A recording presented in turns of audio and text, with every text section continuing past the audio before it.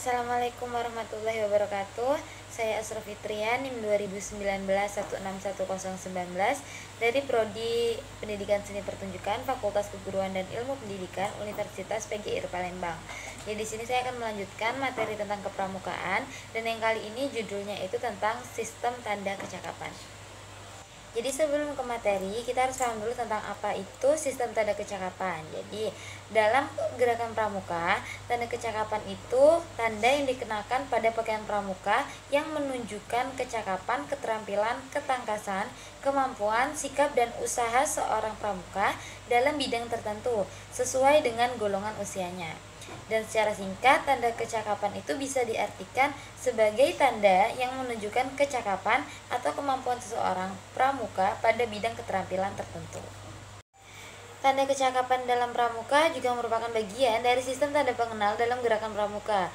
Dan sebagaimana diketahui, sistem tanda kecakapan itu juga terdiri atas tanda umum, tanda satuan, tanda jabatan, tanda kecakapan, dan tanda kehormatan.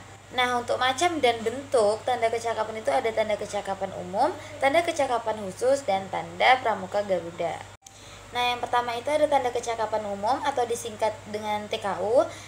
Tanda kecakapan umum ini didapatkan setelah seorang pramuka menyelesaikan syarat-syarat kecakapan umumnya atau SKU dan dilantik pada tingkatan SKU tertentu. Dan macam-macam tanda kecakapan umum itu sesuai dengan tingkatan pada masing-masing golongan pramuka, sehingga TKU ini terdiri untuk siaga, penggalang, penegak, dan pandega. Nah, ini untuk TKU pramuka siaga itu ada 3 tingkatan, yaitu TKU siaga mula, TKU siaga bantu, dan TKU siaga tata. Nah, yang selanjutnya TKU untuk pramuka penggalang juga terdiri atas 3 tingkatan, yaitu TKU penggalang ramu, TKU penggalang raki, dan TKU penggalang terak. Sedangkan untuk pramuka penegak itu ada 2 tingkatan, yaitu TKU penegak bantara dan TKU penegak laksana. Nah, untuk perbedaan-perbedaannya bisa dilihat di gambar, yaitu tentang TKU pramuka siaga itu ada mula, tata, dan bantu. Kalau untuk penggalang ada ramu, rakit, dan terap. Yang penegak ada penegak bantara dan penegak laksana. Dan sedangkan TKU penegak itu seperti contohnya di keterangan slide yang saya tunjukkan. Untuk pemakaian TKU sebagai atribut juga ada ketentuannya, di mana yang pertama, TKU pramuka siaga itu dipasang di lengan baju sebelah kiri di bawah tanda barong. Yang kedua, TKU pramuka penggalang itu dipasang di lengan baju sebelah kiri di bawah tanda renggu. Yang ketiga, TKU pramuka penegak dipasang di lidah baju pada pundak kanan dan kiri. Sedangkan yang terakhir, TKU pramuka pandega dipasang di lidah baju pada pundak kanan dan kiri. Nah, selanjutnya itu ada tanda kecakapan khusus, di mana disingkat dengan TKK.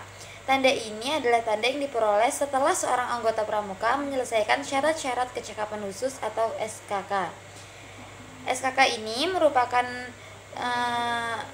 kecakapan yang beraneka jenis dan keterampilan pada bidang-bidang tertentu.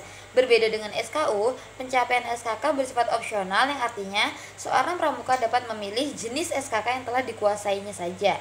Sesuai dengan SKK-nya, TKK atau tanda kecakapan khususnya memiliki beberapa tingkatan pada masing-masing golongan usia pramuka, dan masing-masing tingkatan memiliki bentuk yang berbeda pula.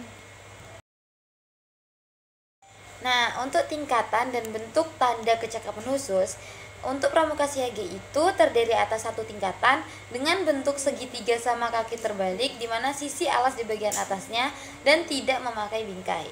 Dan untuk pramuka penggalang terdiri atas tingkat-tingkatan, yaitu purwa, madya, dan utama, di mana purwa berbentuk lingkaran dengan bingkai berwarna merah dan madya berbentuk persegi dengan bingkai warna merah, sedangkan untuk yang utama berbentuk segi 5 sama sisi dengan bingkai berwarna merah.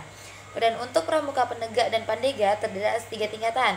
Yang pertama purwa, madya, dan utama sama dengan yang penggalang, tetapi untuk yang purwa dan madya serta utama di penegak dan pandega itu berwarna kuning. Nah, untuk bentuk dan tingkatannya ini ada contoh gambarnya, ya, untuk pramuka siaga, untuk pramuka penggalang, dan penegak dan pandega. Untuk warna dasarnya ini hanya ilustrasi. Nah, selain juga digolongkan berdasarkan tingkatannya, TKK juga digolongkan berdasarkan bidangnya. Dan berdasarkan bidangnya itu, TKK dikelompokkan dalam 5 kelompok dan ditandai dengan warna dasar atau background. Dan penggolongannya berdasarkan bidang, misalnya yang pertama, Ada bidang agama, mental, moral, dan spiritual. Pembentukan pribadi dan watak itu biasanya dengan dasar warna kuning. Dan yang kedua, bidang patriotisme dan seni budaya biasanya ditandai dengan warna merah.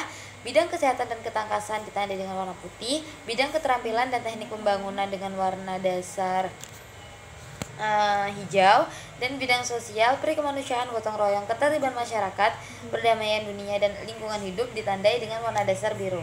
Nah, untuk perbedaan dari ditentukan di berbagai bidang tadi bisa dilihat di penggolongan TKK di slide yang sudah saya siapkan. Untuk pemasangan tanda kecakapan khusus itu ada dua ketentuan. Yang pertama, jika TKK yang diperoleh berjumlah 5 atau kurang, maka dipasang di lengan baju pramuka sebelah kanan di bawah lencana daerah.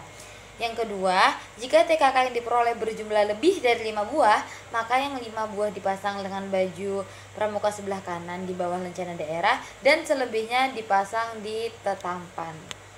Nah, selanjutnya ada tanda pramuka Garuda. Dan tanda pramuka Garuda ini merupakan tanda kecakapan tertinggi yang diberikan kepada peserta didik yang telah memenuhi syarat pramuka Garuda. Seorang pramuka dapat menjalani syarat pramuka Garuda setelah menyelesaikan SKU tertinggi pada masing-masing golongannya. Tanda pramuka Garuda sesuai dengan syarat pramuka Garuda terdiri atas 5 golongan.